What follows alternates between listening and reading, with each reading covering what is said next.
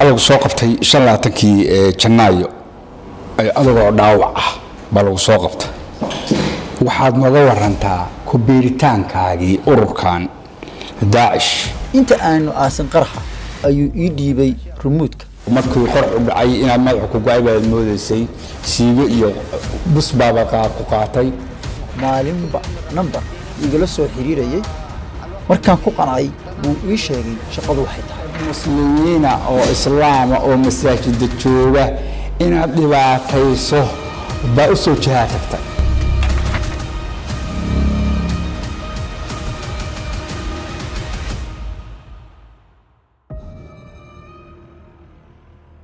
بسم الله الرحمن الرحيم السلام عليكم ورحمة الله تعالى وبركاته مواطن كان ودرس دلك اليمن دوانا يهد مركز السوق قبطي waxaan rabnaa tafaasiil dheeraada inaan ka helo balxaaladiisa iyo sida ku soo barbaaray iyo meesha uu ka yimid si fi ahaan dhammaan waxaan rabnaa in marka hore noo warbixiyo ababkiisii dhalinyaranimo meesha ku soo barbaaray meesha ka yimid ismi Mudahar Hamud Zubaydi Qaadaxaan magacaygu waa Mudahar Hamud Qaid Al-Subaydi Qaadaxaan waxaan ku dhashay magaalada Daesh waxaan wax ku bartay dugsiga Al-Nasr waxaan xiisayn jiray kubadda cagta waxaan ku ciyaari jiray wadooyinka waxaan ka dhashay qoys caan ah oo ka kooban 20 qof oo walaalahaya بعدين أتيت إلى هنا إلى هرقيسة للعمل kadib waxaan imid Hargeysa waxaan u imid shaqo inaan guursado una shaqeeyo mustaqbalkayga ilaa la ibaray manhaj kale kuna biiray falkan aakhirkiina la igu soo qabtay magaalada Boosaaso waana ka أبلغ من العمر 24 waxaan jiraa 24 sano ticis baad ku soo kortay ku soo barbaartay xagee ka soo gashay shabakadan عندما تربيت في تاز ما كانت على markaan ku barbaaray Daesh wax xiriir lama aan lahayn kaliya waxaan ku dhexnoolaa bulshada dad caadi ah baan ahayn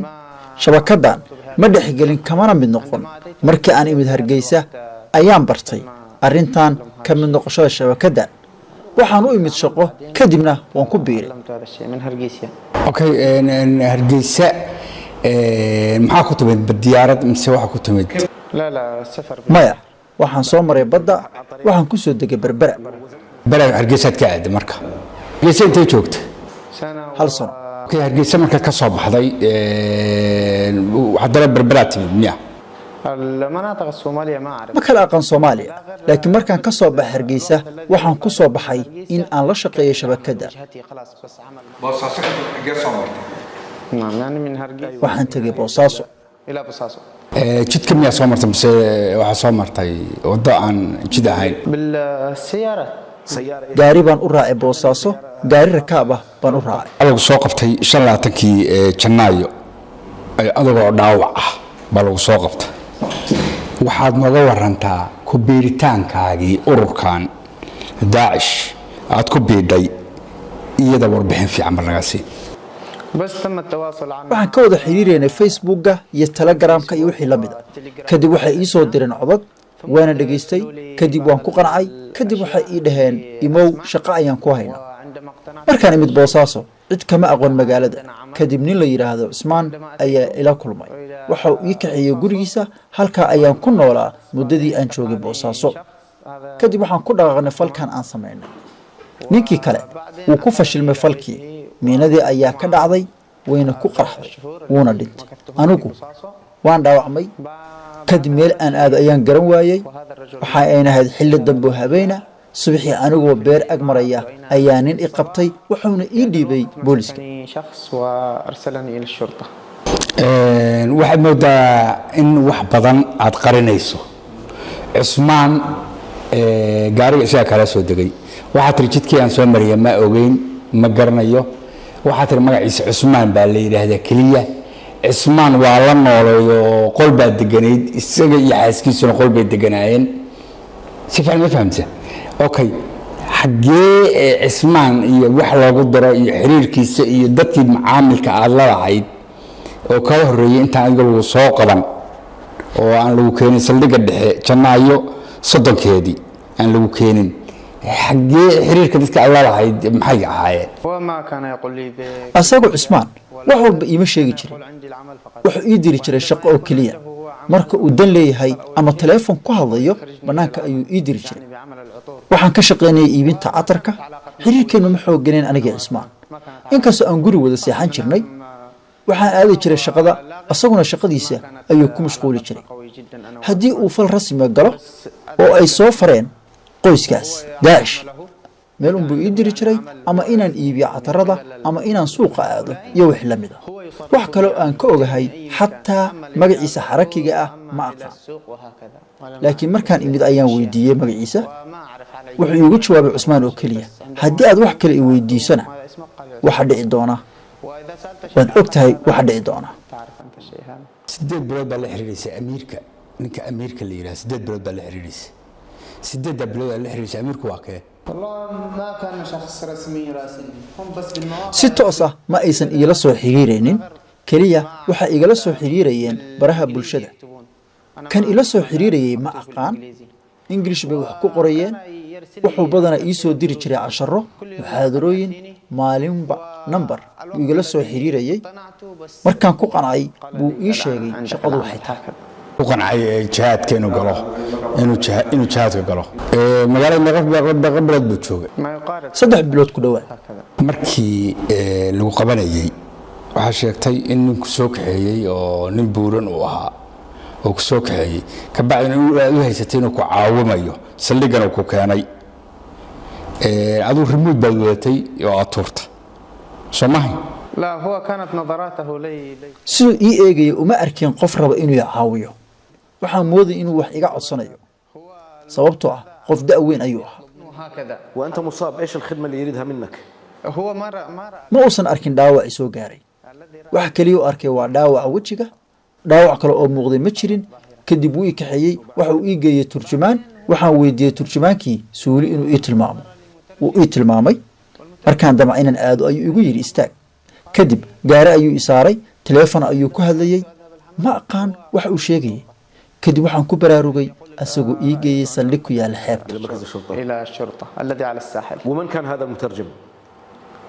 والله ma aqaan soomaali ayuu ila ekaa sifaan ugama hadlin carabiga yamaniyiin kale iyo dadka aad la xiriiri jirtay maysa jirin ما في xiriirtoosa ma jirin hadal caadiya ma ahane salaanta keliya ayaan isdhaafsan jirnay السلام عليكم waxay i fareen in aan ku dhex milmin yamaniinta kale كثير ku biiday marka ururkan aad inaad ka mid noqoto aad go'aansatay maharka hargeysa joogtay ka bacdina wixii kula soo xiriiray telegramka iyo qoralladan lagu soo dirdirayay aad ka xiriirinaysay amiirka aad la xiriiraysay amiirkaasi meel uu jooga ma garanaysaa والله حسب التوقعات wallaahi ma aqaan في أي مكان هو كل مرة marba nambar ayuu igala soo xiriirayay mar nambar waddamo carbeed ah mar nambar soomaali ah marna nambar waddamo aan garanayn intaad hawshan ku jirtay caa'iladaadii 19 qof baa kula dhalatay caa'iladaadii ama eheladaadii kula dhalatay wax information ma ka siisay iyaga inaad hawshan ku jirto daacish ka mid noqoshada daacish هذا إذا عرفوا أني haddii ay ogaan lahaayeen waxay dhihi lahaayeen soo noqo mana ay iga ogolaadeen waxaan ku dhihi jiray shaqo ayaan ku jiraa keliya okay waxaad noqon rabtaa xog fiican naga siisaa qaabkii qaraxan loo diyaariyey aduu remote-kaad hayse oo markii qorax u dhacay inaad madaxa ku go'ay baad moodaysay siigo iyo bus baaba ku qaatay ka bacdigeedna waa carartay meesha aad tiri qabuuraha dhinacoodan u cararay baa tiri see cismaan iyo adigu cismaan laba qol baad deganaydeen labada qol waxaa deganaa cismaan iyo xaaskiisa adiguna waxaa deganayd التجهيز أنا ما كنت markii qarax la diyaarinay ma joogin waxaan ku maqnaa shaqo markuu cismaan diyaariyey wuxuu igu yidhi shaqaa inoo taalo kadib waxa uu ii diray shaqo iibinta cadarada xilligaa ayuu diyaariyey qaraxa markaan soo noqday wuxuu ahaa qaraxu diyaar wuxuu ii sheegay meesha lagu aasayo qaraxa inta aanu aasin qaraxa ayuu ii dhiibay rumuudka waxaanu igu yidhi taabo botonka sare waxaan weydiiyey kan hoose haddaan taabto maxaa dhacaya wuxuu igu yidhi haddaad hoos taabatid wuu isxirayaa mana qarxayo keliya botonka sare taaba marka uu qaraxa aasayey waan dhinac fadhiyey meel cabaar u jirta ayaan fadhiyey qaraxa ayaa gacantiisa ka dhacay asagaa iiga dhowaa qaraxa markuu ku qarxay ciid ayaa wejiga iga buuxisay indhaha iga gashay kadib waan garan waayey meel aan joogo waan orday aanan ogeyn meelaan u ordayo garanayna inta wado aan maray xataa hormuudkii gacanta igu jiray meel aan ku tuuray garan maayo si fiican waxba uma maqleen subaxii ayaan miirsaday waxaan arkay inaan waxba wadan markaas ayaan socday ilaa aan gaaray beertii agteeda layga soo qabtay caafimaadkiisa maskaxiyan caqliyan saliibiyan wuxuu tabayaa miyaa jira jin baa igu jira qoyskayguna waa ogyihiin arrinkaa haddii aan dhibaato badan la kulmo waan suuxaa waxba ma xifdin karo arrintaa daraaddeed wax ciidanku amnigu intii ay hayeen wax dhibaato oo ay u geysteen ma jiro ilaa hadda maya laakiin waxaan u baahanaa sheekh qur-aanka igu akhriya sababtoo ah habeenkii waxbaa iskay tusa xabsiga dhexdiisa waxbaan ku dhex arkaa waxaan rabaa sheekh qur-aanka igu akhriya caadadaadi hadda ku daawanaysaa hadday ku aragto ku daawato maxaa is leedahay waa ka soo baxaya waxay ila tahay inay burburayaan ka xumaanayaan sababtoo ah waa masaakiin way og yihiin inaan xanuunsanahay maskaxiyan laakiin waxay ogaanayaan in wiilkoodii mustaqbalkiisu burburay hooyaday wadna xanuun ayay leedahay aabbahayna dhiikar ayuu qabaa dad muslimiina oo islaama oo masaajida jooga inaad dhibaatayso baa u soo jihaa tagtay adoo ah kana tirsan ururka daacish ma aysan igu dhihin wax dil waxay igu dhaheen keliya shaqo ayaad qabanaysaa cusmaan wuxuu igu yidhi annagu waxba ma dilayno waxaan ku yidhi haddii shaqadu dil ay ku jirto ma rabo inaan ka qayb noqdo wuxuu igu yidhi dil kuma jirto shaqadeena dadkan waxay ka aaminsan tahay inay yihiin gaalo hadda tusaale midda aad leyn lahaydeen oo rumuudka ku leyn lahaydeen oo ku qarxin lahaydeen magaalada boosaaso dad muslimiina wada weeye dhammaantood shee marka qof muslima inaad disho ay kugu sahlanaysay adoo qof muslima ah ma moodeen in qaraxa uu dad u dhigayo waxaan weydiiyey inta aan la soo bixin ma dad ayaa u dhigaysaa wuxuu igu yidhi maya meel baan dhigaynaa keliya cidna ma aqaan dabcigeyguna wuxuu ahaa in aan cidna dhex gelin hargeysa intee joogtay muddo hal sano iyo aboofa joogtay xagee deganeed markaa hargeysa aad joogtay